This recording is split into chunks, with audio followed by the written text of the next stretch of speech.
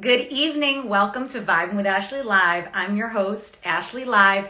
This is episode 184 of my show. Happy New Year. This is my first show of the new year, 2023. So thank you guys for joining me this evening. Tonight, my guest is singer, songwriter, and multi-instrumentalist Chris Eve. He's based out of Syracuse, New York. He's a Berklee alum, and his second album, One Spark, won Best Rock Album at the 2020 Syracuse Area Music Awards. Now, Chris is a beast on social media, and he has over 44,000 followers on TikTok.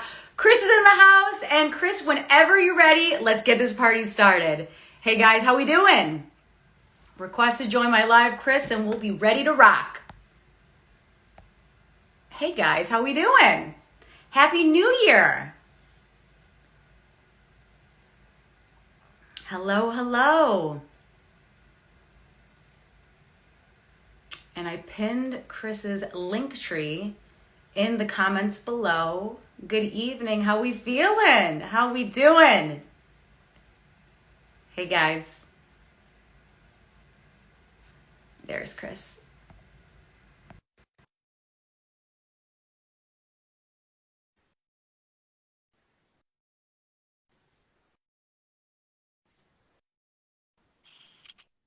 Hey Chris. Hi, how are you doing? Doing well.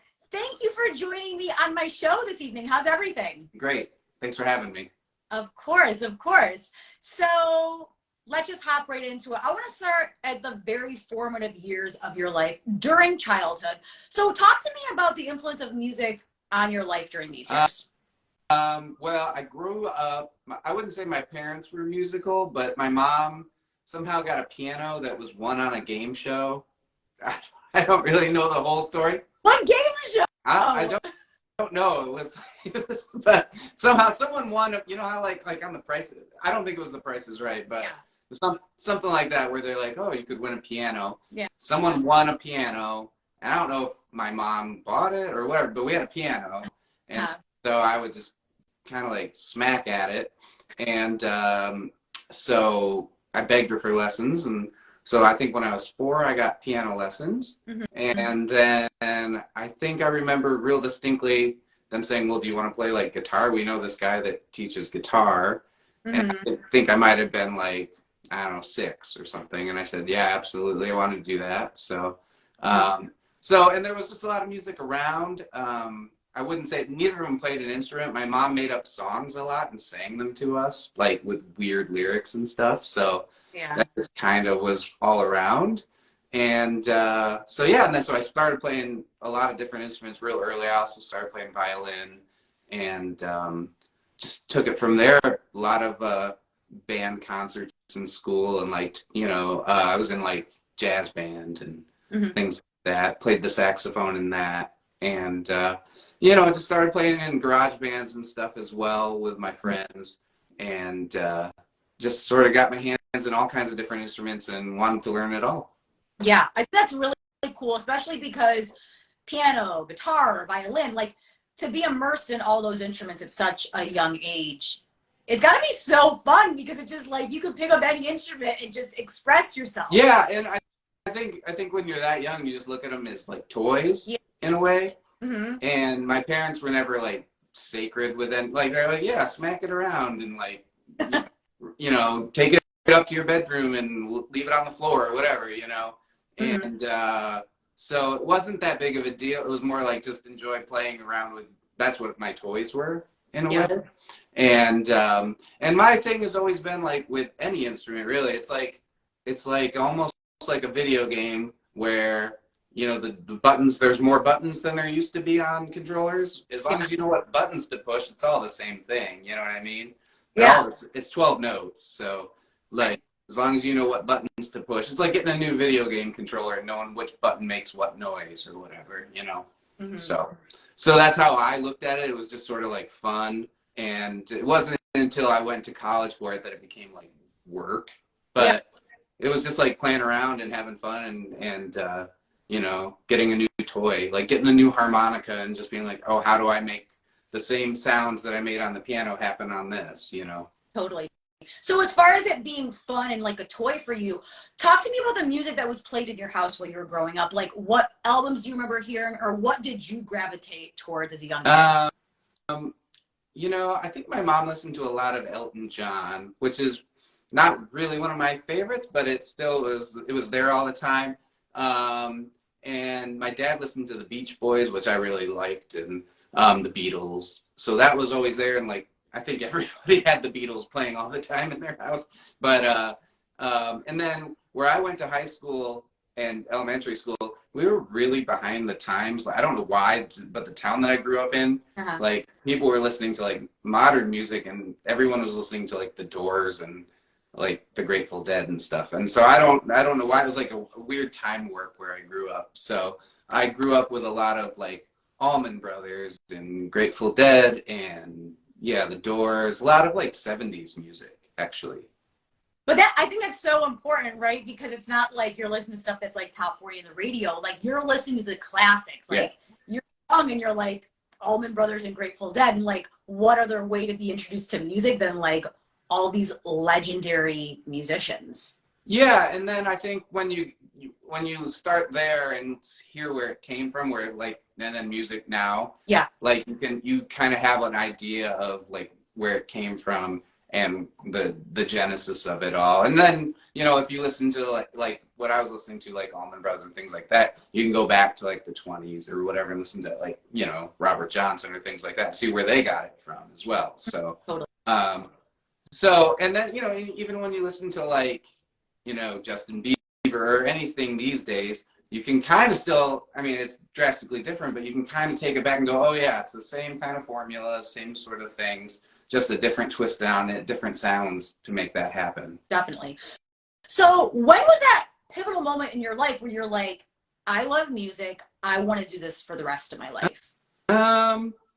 Good question. I think there was some Disney show where it was like kids were in a band together or something. Or no, I think it was, what was it?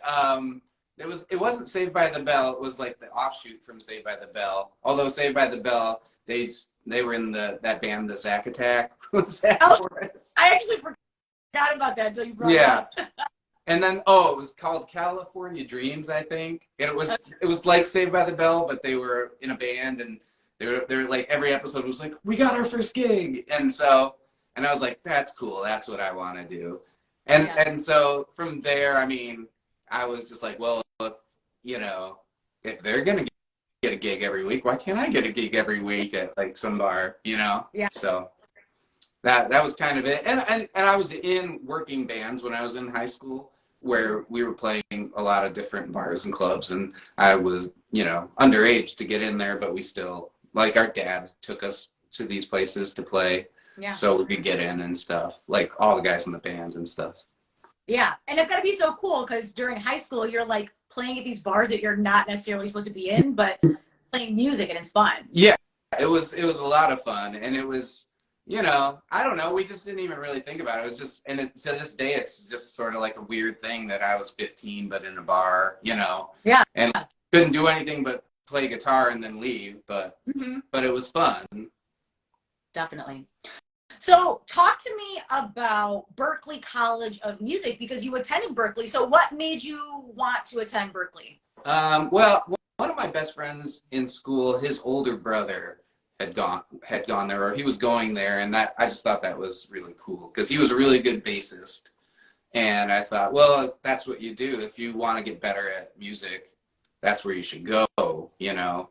Yeah. And that's all I ever really wanted to do. I mean, I did some sports and did some other things, but this is like all I ever wanted to do. My brother and I, like, we kind of branched off because we were both into music and sports. We were in a band together in high school, and he went the sports way and became a professional golfer, and I decided to go the other way and do music. And I just thought, like, you know, that's what you do, is you just go to, if you're going to go to college, like, that's what I want to go to college for. You know, I don't want to go for business or whatever, although I probably should have. But yeah, I just thought, like, well, if I have to go to college, then I want to go for what I love to do.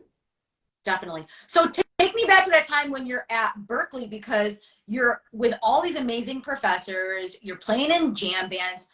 What did that time mean to you as a musician? Well, it was definitely the most formative because there were just so many great musicians around me. And before that, I mean, it was just people doing it, garage bands or, bar bands.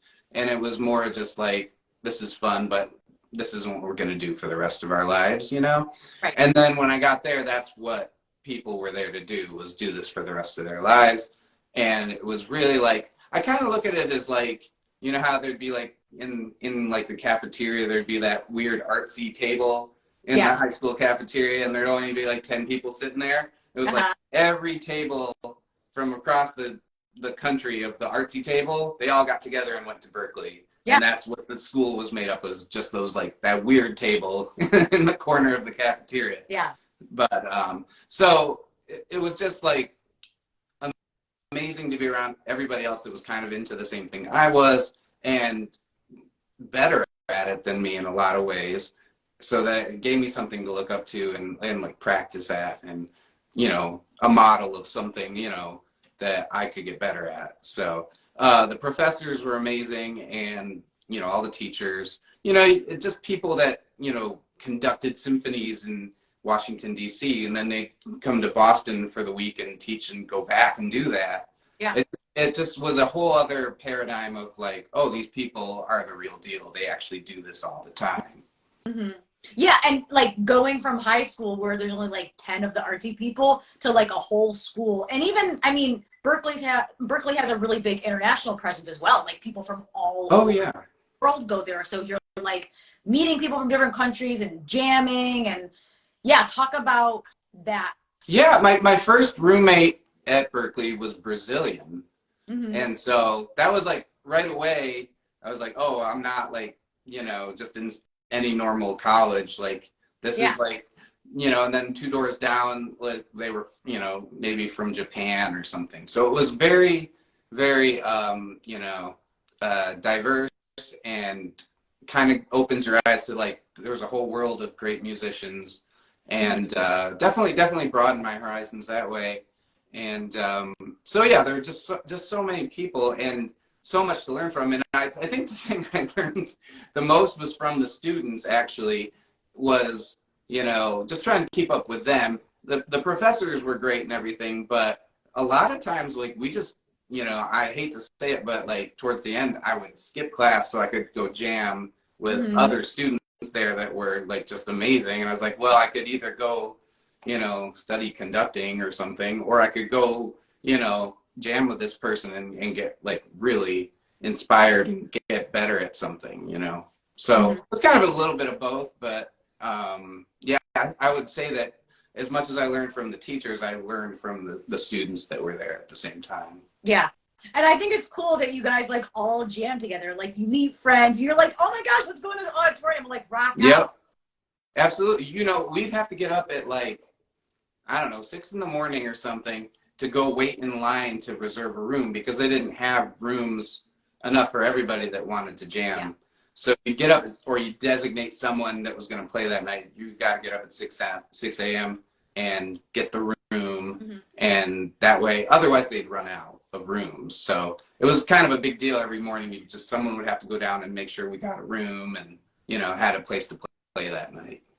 Definitely. Very cool. So looking back on your experience at Berklee, what did it teach you about the musician and who you are today? I mean, I've changed a lot since then. Back then I was really guitar focused. And so my idea there was to just become the best guitarist I could be. And my whole idea was that I would leave there, move to LA, and just be a side guitar player, like play guitar for recording sessions and for bands and tour with bands and stuff, which I did for a few years. But then I found, I don't know, that it wasn't quite as much as I wanted to do. I wanted to write songs and kind of branch out. I mean, it's one of those things where you kind of, and I've heard people like Dave Grohl say the same thing, like you're a kid and you're just experimenting with all kinds of things, different instruments, different styles of music, and then you become like hyper focused on something for a while. Yeah. And so that's where I was just super hyper focused on like being a guitarist and all that. And then after that, I was like, well, wait, what happened to all the fun I used to have? Yeah. Singing, writing songs, playing other instruments and things like that. So I kind of wanted to get back into all of that. Mm-hmm. And I think it's cool that you did spend time in LA as a musician, because I feel like once you graduate, it's kind of like, okay, you got to go to one of these big cities, right, where music is so prominent. Yeah. And I kind of have to go back to like me and my creative process and like be true to who I am as an artist. Yeah, I think so. I mean, it was great. I got burned out because I did a tour with American Idol where I was the guitarist for that. Mm-hmm. And the best way I can put it is like it's like one of the pinnacles of like playing for me, play for like 40,000 people a night and things like that in these big stadiums and things. But I almost felt like I was in the world's biggest wedding band in a way. like we're just playing Bee Gees covers, you know, or Right. Destiny's Child covers. And it's like, and I'm not putting it down because it was a wonderful time and it was really, you know, amazing for me. But at the end of it, I was like, I need something a little bit more creative. Definitely. And more like who you are as an artist. Because yeah, when you're in like a huge arena and you're like backing up these singers, Yeah. and it's cool to have that experience and be like, oh my gosh, like you look at the crowd and you're like, wow, I can't believe I'm at this arena playing. Yeah. Oh yeah. It was amazing. I mean, and there were a few places where people, you know, people would bring these signs like it was, you know, the Beatles and wait outside for these American Idol, you know, Yeah. people and stuff. And you just kind of get addicted to that feeling of like, wow, there's just so much energy and like excitement in the air. And in a way, like people will ask like, is it easier to play for like in a small room, or like that must be intimidating to play in an arena, but it's way easier than like even than doing like a live show with you one-on-one. It's easier to be in an arena because you don't see you don't see anybody. It's just like a sea of people. So it's almost easier because you're kind of up there, you know, in your own space, and you can't really see one individual person or three people that show up to your show. You know what I mean? Yeah. Yeah. And like, it's cool to do it, but if you have a place like that only holds like 30 people, then you're like, oh my gosh, I can actually like see everybody's face in this room. Right. Because then you're like, oh, I don't think Bill's having fun tonight. He's standing like this or whatever. But like when you're in that kind of thing, you can't see one individual person. You just see a sea of people. So it's just way easier to be comfortable and just be like, all right, I'm in my own element. Let's just, you know, do your thing. But yeah, when it's like 10 people there, you're like, okay, they're not having fun. They're fighting with their girlfriend or whatever. You know what I mean? Yeah. So it gets more like awkward. Definitely. So I want to talk about you coming back to New York, right? Mm-hmm. And then what did you decide to do from there? I came back and I just decided to like start writing music and working on albums. And just what I wanted to do too is get good enough at playing all the instruments myself that I could record them. And so I started really working on producing and building a home studio where I could do that. And that, you know, it's taken a while. Like I'll even listen to things I did a year ago, 2 years ago, and I'm like, man, I've learned so much. Like just the process of doing it over and over again and keep working on it. Like you just make strides. Every time you make a recording of something, hopefully, I hope I'm doing something better and learning something. So I do a lot of like YouTube, like look up, like how do I EQ this instrument or how do I do this? And so that's how I came back here, just because this is where I'm from. And I, you know, like I said, I was kind of like needed a little bit more creative expression, and I felt a little boxed in LA. So I tried, and I also did some stuff in New York City and Nashville, but I just felt like here was a better place to just sort of like be left to my own devices and try to like create some stuff of my own. Definitely. So let's talk about the formation of your band and how it formed the new normal. Talk to me about it. Well, and it's kind of in flux at this point right now because of COVID and Right. everything. So we were playing quite a bit around town, and yeah, it was great, and I had some great times playing with those guys and everything. And then COVID hit. Yeah. So so since then, I've just been really playing solo. I've been looping and doing all my shows, trying to make it sound like a full band, and that's really what I do most of the time now. Yeah. Is I have a loop pedal on the floor, and I have a keyboard to my right, and I have like a drum to my left, and the guitar. And if you can see like this acoustic, it has like an electric pickup in it. Yeah. So I can do acoustic guitar, I can do electric guitar. I have an effect to make it sound like a bass. I can play the keyboards, I can play the drums, and kind of like simulate a whole band.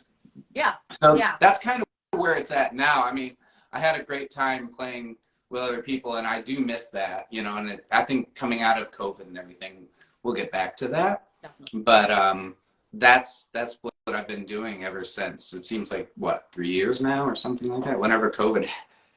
Yeah, it's crazy to think about that, because I think like where things were in 2020 and how crazy and different, and we're like, what is life going to be like in 2020, right? Especially like for someone like you as a musician, you're like, what do I do? Like, I can't do my gigs out. Like, I can't even perform. Like, I can't leave my house. Yeah, I mean, and it's funny too, because I was right before COVID hit. My wife and I went to Disney World, and we were outside one of the streets, and there was a news team just doing like local news, like, because I think they're like interviewing people like, are you worried about this thing called COVID-19? And they interviewed me on like Florida local news, like Orlando news. And I'm like, no, that's going to blow over. That's not a thing. Like, whatever. We're not worried about it. And like literally a week later, everything shut down. Right. And stayed that way. So I felt pretty stupid. Like, who knew? Yeah, but so yeah, and I think that was also kind of, you know, in a lot of ways, like, I don't know, I feel like it was a huge bummer, but in another way, it gave me time to kind of, again, like learn to play all these different instruments to the point where I was happy with it, and started me making these one-man band videos on YouTube, and really getting into the looping thing. It afforded me a ton of time to practice and to create. So, because I think like when you're gigging all the time and everything, you're just trying to catch your breath from one gig to the next, and it doesn't leave a ton of time to like really, you know, have ideas and like let them live here for a little while and like let them grow and things like that. You're just always moving and touring and playing shows. So in a lot of ways, as horrible as it was, like it was kind of nice to be like, oh, I can't leave anyways, so this is my time to be creative. This is my time to like work on videos, work on production, work on that kind of stuff, you know, as much as I could.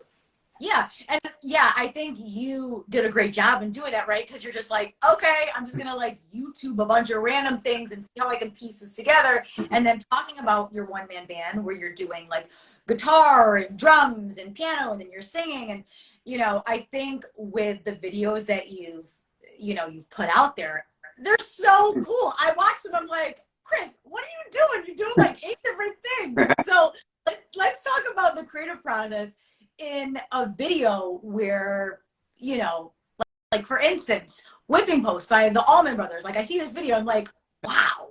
Thanks. Yeah.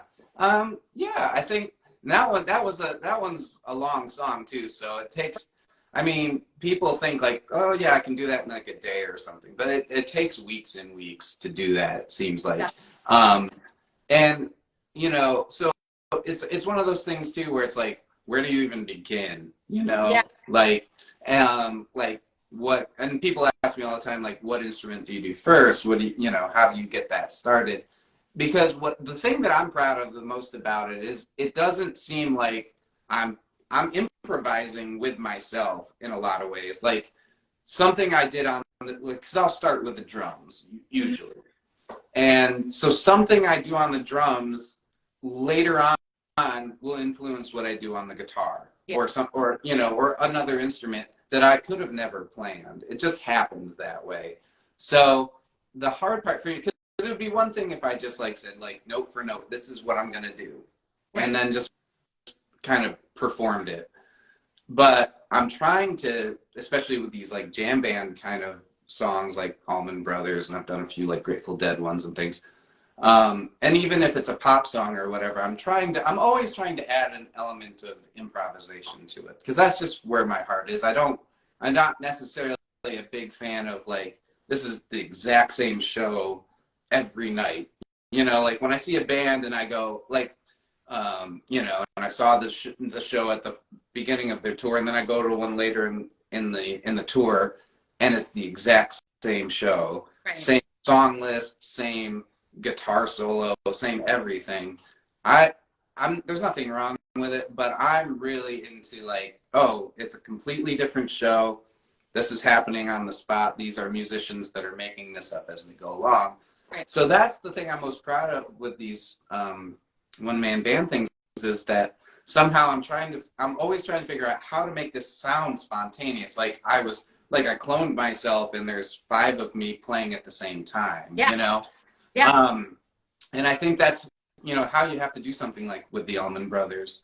Because if it's, you couldn't write it out. They didn't write it out. They're just working on a loose framework and then letting things happen. So, but what I usually do is like, sort of like in the computer, use like a MIDI keyboard to just put a click track and a rough framework of just, these are the chords that are happening at this point, and then play the drums to that whole thing while imagining every other instrument that's happening. So I'm like, as I'm playing the drums, I'm singing in my head the lyrics and the guitar solos.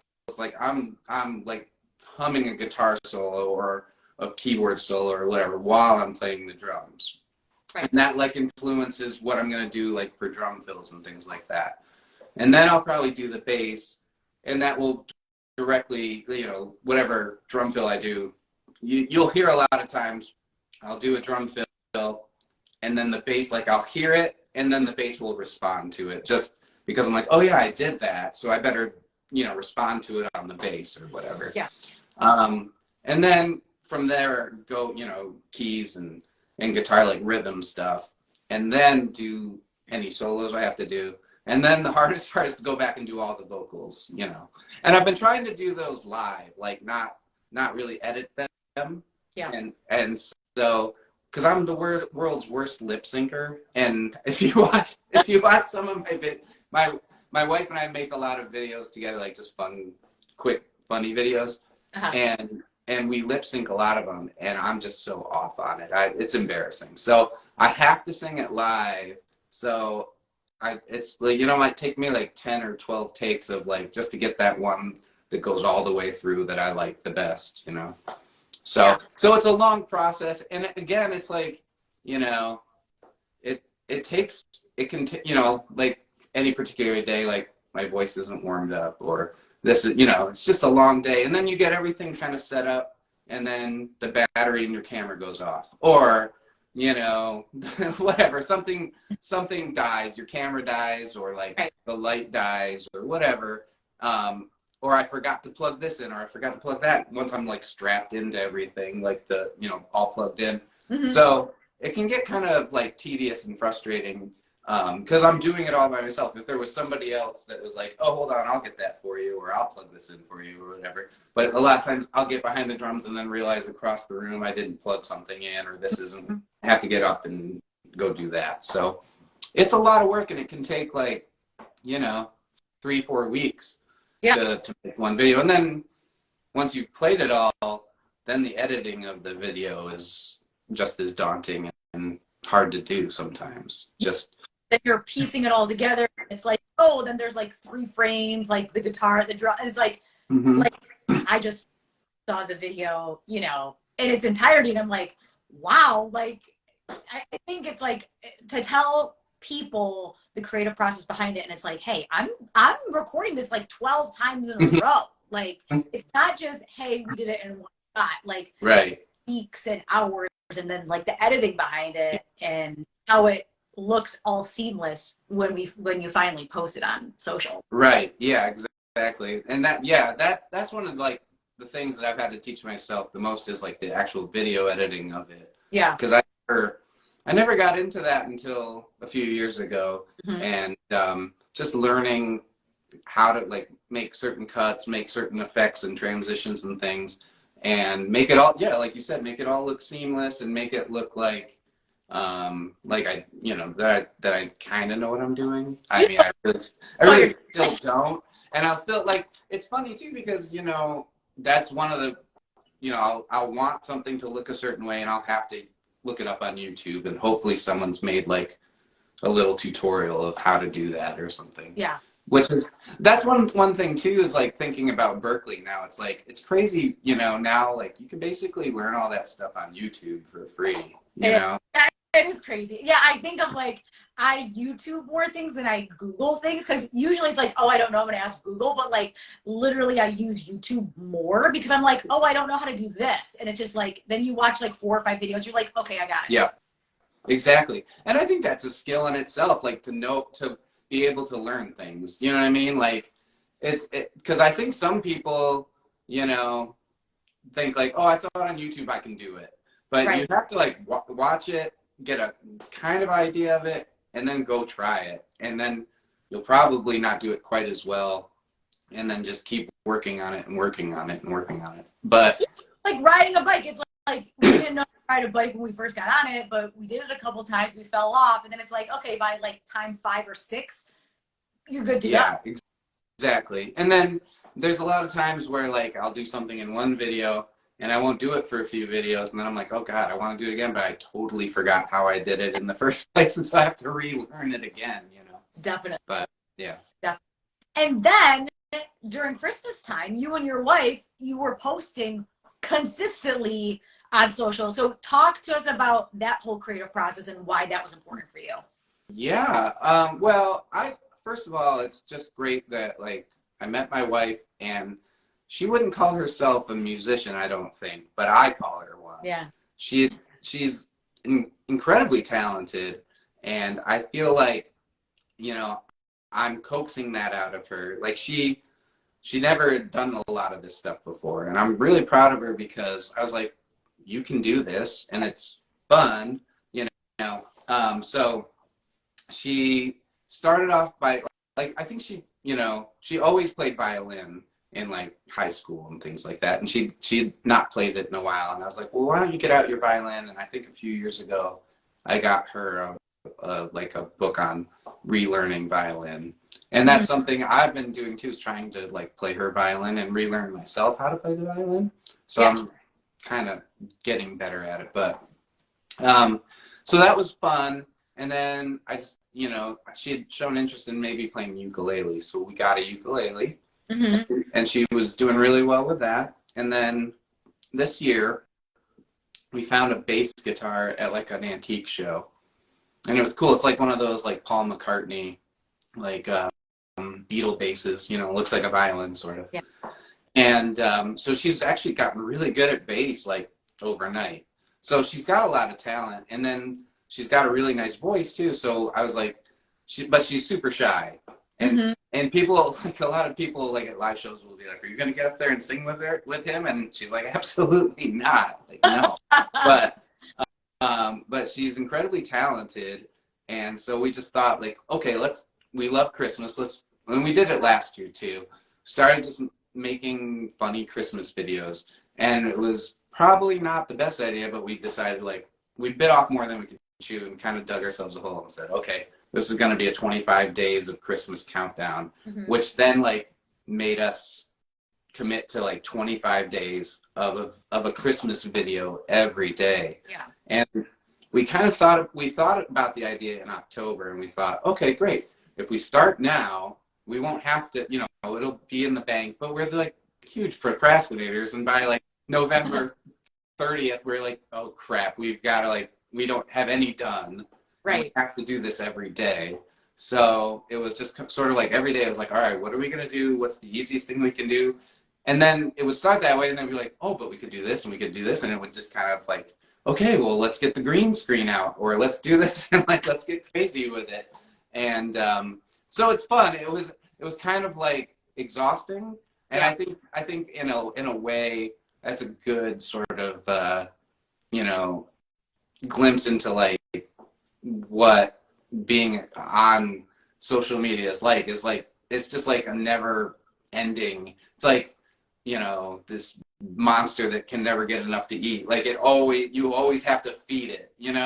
Of And course. and it's exhausting because I don't think people work that way. It's like, Yeah. especially musicians, it's like you put out some material and then you go retreat for a while and you come up with new stuff and you think and you daydream and that's like a creative thing for me. Is like, Right. okay, I'm gonna disappear from the world for like a month and think up new thoughts, think up new dreams or whatever, and then let those grow, work on them by myself, and then here they are and put them out in a batch. But social media is now like, okay, you have to do that every day, Multiple times a day. It's like, oh my gosh, you need to post like all the time. Mm-hmm. Yeah, when you said you committed to like 25 days, you're like, oh my gosh. So did you do it every single day, or did maybe on like a Saturday, Sunday where you like, let's just do like 6 things on Saturday and just Yeah. maybe that would overwhelm ourselves? Well, we did. So not only did we just say we're going to do 25 days of Christmas stuff, I do this dumb thing every year where she gives me an advent calendar of coffee, and Yeah. every day I do a story about how disappointed I am and make a video of like opening my new coffee, and it's not actually a Christmas coffee. So that was a whole other thing I had to do every day. It was like this little video of like how disappointed I was with the coffee I was getting that day. So that we did that 25 days.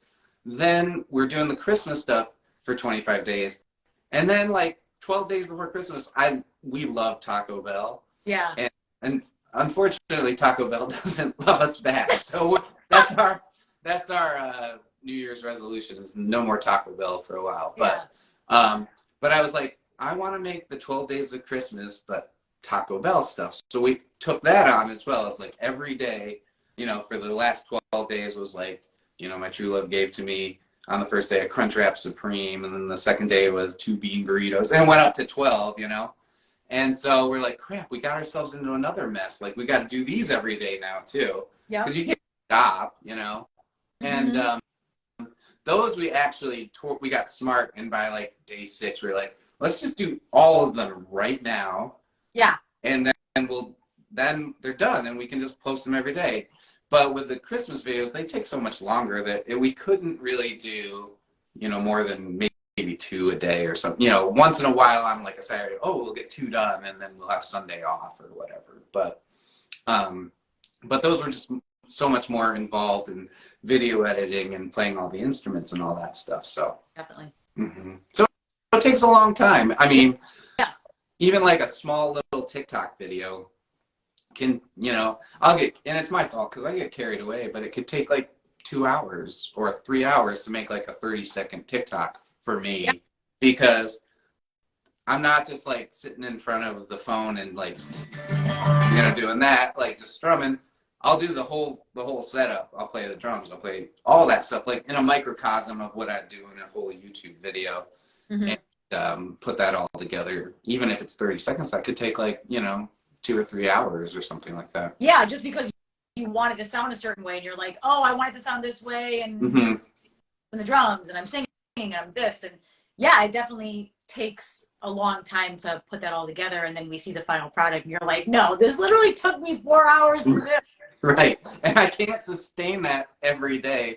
And I mean, I think that's cool, but I think some people don't care whether they would be fine if it was just like, into the phone's microphone or whatever. It just depends, I just get carried away. And I think that's another thing that I need to remember too with social media and everything is the perfectionism of it. That can really get in the way of getting things done, like where I could have easily just, used my iPhone and strummed some chords and done for the day, done it in like 2 minutes. It could have been done. And I'm like, no, but I could play the drums, and I could do this, and I could get a green screen out and do this and this and this. And like, They both have their place, but I think sometimes I get too hung up on like, is this perfect? Is this what it is? And it's just a 30-second clip that will be, you know, it's out today and gone tomorrow. Right. But then it's kind of like, it's cool to see people doing, like practicing and just saying like, oh, hey, I'm trying to learn this song. And then you just do like 40 seconds and maybe you mess up there, but it's real. Like, and people can identify with it because they're like, oh, I tried that song too and I messed up in the same part. Right. Yep. Yeah. There's something to that. And I think that's true. Like the realness of it and the sort of like off the cuff, you know, attitude of that is something I need to probably embrace a little bit more, because I get too caught up in like, you know, is this perfect? When really I think people could relate more to like, oh, like you said, I'm having trouble with that section too, or whatever, and like talk about it. You know what I mean? Yeah, because then it's like, oh, Chris and I like have this common ground where like we know what that chord was, so it makes, you know, yes, I love his amazing videos where he's playing like 6 different instruments, but he's also like me. Yeah, right. Yes. And there's far more I don't know than that I do know. So someone could probably help me out with things. Yeah. So as far as Taco Bell, like, what's your order at Taco Bell? Oh, okay. Well, am I ordering from my heart or from my wallet? Your heart. Okay. If it's my heart, okay. Well, first of all, and this is so kind of embarrassing, but I don't care. I buy the most expensive thing on the menu. And then I take a ton of ingredients off of it because I'm super picky. Like, I don't like sour cream. I don't like, I don't know, like beans. I mean, there's so many things in Mexican food that I don't like. Yeah. But I love Taco Bell. So I'll get like a steak quesadilla and then say like, no jalapeno sauce, please. And no this or whatever. Or a steak chalupa supreme. But no lettuce, no tomato, no sour cream. So I buy like the most expensive thing and then take all the ingredients off it. It's a total waste of money. So that's if I'm ordering with my heart. But usually that way I'd get like a quesadilla, steak quesadilla, or I really like chalupas and cheesy gordita crunches. Yeah. If I'm going with my like wallet, then it's a box, you know, like the Cravings box or whatever, because you get so much more, but you can't get a quesadilla that way. So kind of like sometimes it's a box and sometimes it's like quesadilla. Right. Exactly. But can we all agree that the nacho fries don't need to be on the menu anymore? I'm not into the nacho fries. I'm not going there for fries. Right. Okay. Fries, you know? Yes. Exactly. So.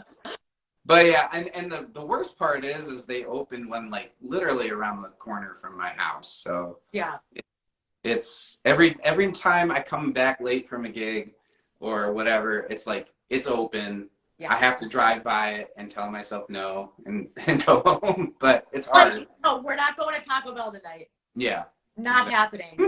Yeah, but you're right, because what is it, open till like 2 or 3 in the morning? 2, yeah. Right. This one I think was 2, and. So yeah, it's too tempting. Plus, I love Taco Bell breakfast. I don't know if you've ever had it. I've never had it. What do you get for breakfast? It's kind of like a breakfast burrito. So it's like eggs and bacon and cheese. Yeah. But it's like a crunch wrap. You know, you can get it as a crunch wrap. Yeah. And then they have those like Cinnabon donuts that are really good. So that's dangerous. But that's like, I was just talking to someone the other day, that really gets you started on the wrong foot for the rest of the day. You've already got your like 5,000 calories. Yeah. Yeah. So. Yeah. Totally. Yeah, I know what you mean though, because everything closes so late, and you're like, oh, but it's like 11. Everything's closed. Let's go to Taco Bell. Yep. There was. I used to do a weekly gig on a Sunday night in downtown Syracuse, and I would be like, are we done? Are we done? Like, I got to get there before Taco Bell closes. Like, that was like my whole jam was Sunday night, play this gig, get to Taco Bell right before it closes, you know, stay up late. Definitely. I love that. So I want to talk about what's next for you, Chris. Tell me what's going on with you. Yeah. So, well, I have a ton of stuff booked for this year. Okay. I do a regular gig at a hotel, actually. Mm-hmm. right now it's Thursday, Saturday, and Sundays, where I do looping, and I play with another guy. We kind of do a duo thing, and I loop and he plays bass. And so we do that at this hotel in Canandaigua. So that's going to be kind of like, you know, a weekly thing. Plus, I'm playing all over Syracuse coming up, mostly solo, mostly looping and things like that. Right. But also, I'm putting together a trio to do some other band stuff right now. We've got a couple things coming up. We have a show in February. Have you ever heard of Ray Brothers Barbecue? Where is it? It's in Balkville, New York. It's kind of maybe an hour from Syracuse. Wait, is that venue where you're like outside? Yeah.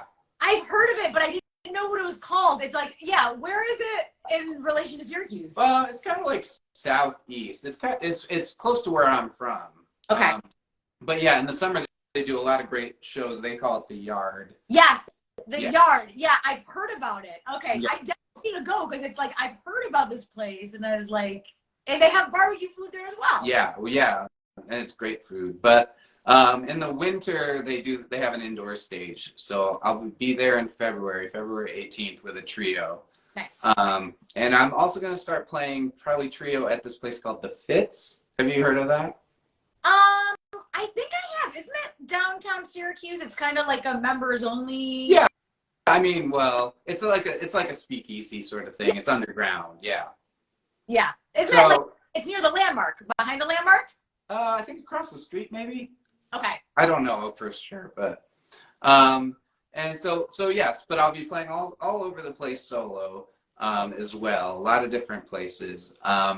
And you can, you know, if anyone wants to look on my website or whatever, they're all there on my website. But and then I've given myself like a challenge to make a new record this year. Nice. So I'm working on doing the challenge right now is I think to put out a new single every month of original music, and at the end of that I should have the material to put together an album. I don't know how that works as far, I have to research that, but where you could put it out as a single and then at the end of like 10-12 months you can compile them all into one album, maybe on Spotify or something. Maybe you can tell me how to do that. Yeah, definitely. Yeah, I think that's cool though, because then people are like, oh, like every month we're doing music, and then whatever, November, December, it's kind of just like they're all in this one album together. Yeah, I think that's the idea. The only reservation I have is that like I like to have an album be sort of cohesive, and you know, feel like it's all from the same period and same, I don't know, maybe coming from the same place a little bit, or have a thread that goes through it. And this could be a little bit more random based on, you know, what I feel like recording every month, but I think it'll work. I think it's going to be cool. Yeah. I have a lot of material that's ready to go and ready to be recorded. I mean, certain things are done, certain things are half done, but I've given myself that challenge. And I think it's good, especially as a songwriter, to like give yourself a deadline and, you know, say like, this has to be done by then, and force yourself to finish the record, you know, and finish the song. So, so I'm looking forward to doing that. And like, I think I'll do this one same way down in my home studio and play all the instruments. And what I really want to get into too is like, because I bet, you know, I play all the instruments and, you know, it sounds sort of like classic rock, sort of like jam band kind of stuff, that I'd like to get into more of like sampling and playing around with, not so much like computerized sampling, but making my own samples from weird sounds around the house. Yeah. You know, or finding things that aren't necessarily musical instruments and incorporating them into the music, and see if I can make sounds that way. Charlie does that. Huh? Charlie Puth does that. Yeah. Oh yeah. So totally. Yes. Yeah. Yeah. Like slap two pieces of bologna together and make that a snare drum, I guess. You know. Yeah, and it's cool because it's kind of like you make this noise and then you like, and then you mess with it and you're like, yeah, I just kind of like made a song out of it. Right. Exactly. And I think sometimes I the other day I was just like, I had a straw in a cup or whatever, and I slid the straw, and it made it like a cool kind of like DJ scratch sound. So I sampled that or whatever, you know. And I think that's in a lot of ways more fun than like finding some sample library on the computer that somebody else made. This is something I made, and so it means a little bit more to me, I think. And you could do that, like you do the straw in the cup thing, and then you're like, oh, now I'm reminded of this. So it's kind of just like your cup, your straw made me think of this, and that's where this song came from. Yeah, yeah, absolutely. And my wife got me a new. It's like a little a kalimba. It's like an African instrument. So I want to be able to play that on here. Just get a little bit weirder. Yeah. Different sounds and make some new music with like things I haven't done before. So that I'm looking forward to that, and I will be doing more, you know, cover songs on YouTube as well, like playing all the instruments and picking, you know, just covers that I like or maybe that are a little weird. I did a few months ago. I did like a Fleetwood Mac one, but did it like my way. It doesn't sound like it at all. It's like different with like different instruments and things like that. So I want to do more of that this year. And so my goal is to have like at least like, you know, like 10 or 11 new originals this year that could make a record. And also put out a bunch of different like just fun videos and covers and things like that. Yeah. So we're going to be seeing a lot more of you, music-wise, social media-wise, even locally, because you have a lot of gigs coming up as well. Absolutely. Yep. Cool. So for the beautiful people watching right now, Chris, that love you and want to support you, what can they do? Like, what do you recommend that they do? Well, the most helpful thing probably would be to follow me on all my social media stuff, comment and like it and share it. That's really helpful. And I think I put a link there in the chat. Yeah. So that'll take you to my website or all my social media and stuff. That would be huge for me. And then also just come into a show and hanging out would be great too. Awesome. Yeah. So plug all the places where you are right now as far as like social media. Where can people follow you? Well, all of them really. Instagram, Chris Eves. Everything too is like / Chris Eves and the new normal. So it's really, it's not like one's this and one's that. They're all pretty uniform. Chris Eves and the new normal. So YouTube, Instagram, TikTok's a big one, and Facebook as well. And but my goal this year too is to like build up YouTube a little bit more. Yeah.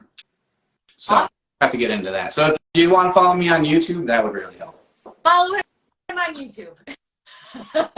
Awesome. Chris, that's all the questions I have for you tonight. But guys, don't care because Chris is going to perform. All right. Take it away. Whenever you're ready. Okay, cool. Yeah, let me get a pick. And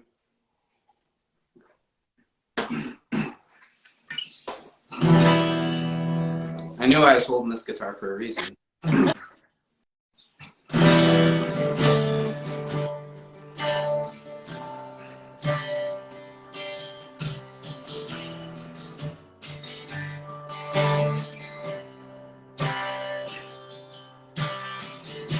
I know the secret you've been hiding. It's the same one that I had too. You said to me, don't worry about fighting. And another outcast just like you. I suggest, have you believing you're the black sheep, girl that's got it wrong. But you're not the only one who's feeling like you're where you really don't belong. Two square pegs, living in a world that's round, waiting in a lost and found. Someone to claim us, but together we'll find our way. Cares if we don't fit inside any other box we try. You Using the famous cares if they don't see things differently. We'll make a new normal just for you and me. Road we're on always leaves us hollow. Broken hearted, lost and out of place. Maybe there's another path to follow. Maybe we got bigger dreams to chase. Two square pegs, living in a world that's round, waiting in a lost and found. Someone claim us, but together we'll find our way. Cares if we don't fit inside any other box we try. Use them famous, cares if they don't see things differently. We'll make a new normal just for you and me. It's the right turn back to left of center, and it's never easy when you're all on your own. We're at the edge, just steps away from falling, but I don't find a calling. There's place, oh, oh, oh.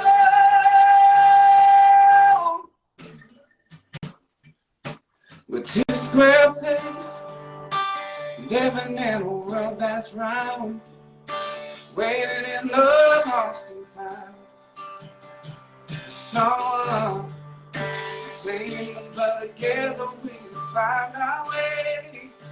Cares if we don't fit inside any other box they try. Using famous, cares if they don't see things differently. We'll make a new normal just for you and me. Woo! That was awesome, Chris. And what was the name of that song? New Normal. New Normal. Yep. I wrote that before the pandemic, though, so they owe me money for using that phrase over and over again. They definitely, because no one through is normal. Yeah, right. All right. We got time for one more or no? We do. Okay. We'll do one more. This one's called Anything But Ordinary, and it's on my latest record called One Spark.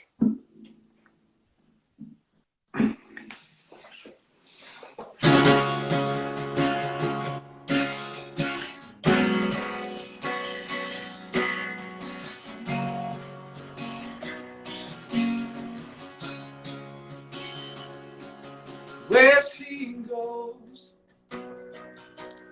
no one else can follow. She hides the secrets under lock and key.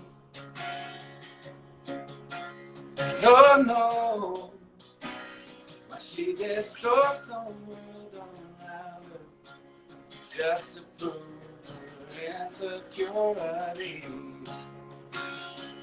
'Cause when she tells herself that she'd rather be someone else, I just want to let her know to me she's a star up on a movie screen, picture in a magazine, a red-hot fantasy. Oh, she's a singer that's too good to keep. If only she were looking from my eyes, she'd see that she's anything but ordinary. the mirror.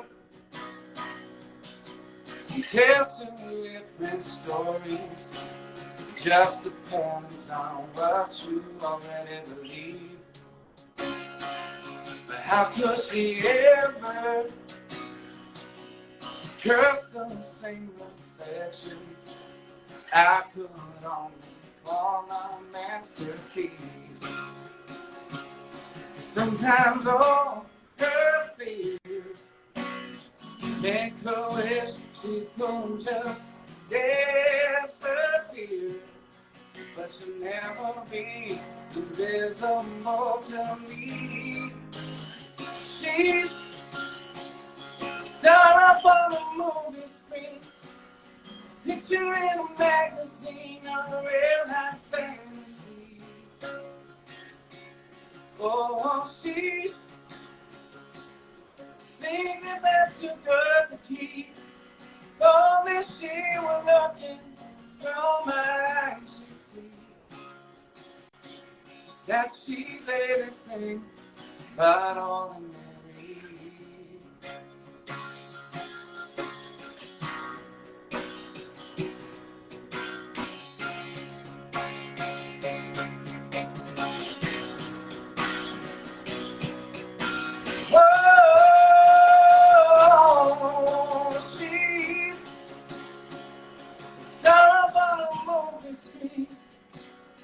Picture in a magazine, a real life fantasy. Well, she's a secret that's too good to keep. Only she was looking through my eyes, you see that she's anything but ordinary.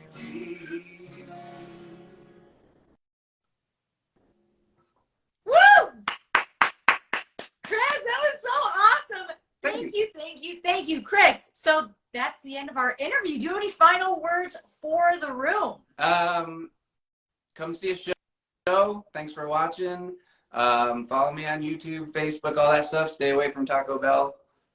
At least for a few weeks. But I'll see you there at Taco Bell. You actually made me want Taco Bell. I know, it's tough. I mean, I always feel like Taco Bell, so. Yeah, it's tough. Guys, if you don't already, please make sure to follow Chris on all social platforms. He has the 2 albums out. He's all over social media. New music is coming. You can always catch him here in CNY doing a live show. And yeah, it's been fun. Chris, please come back when you have new music to talk about. I'd love to. Yeah, anytime. And great. We will see you guys next time. Thanks so much, Chris, for your time. Thank you. And have a great night. All right, you too. Bye-bye. Bye.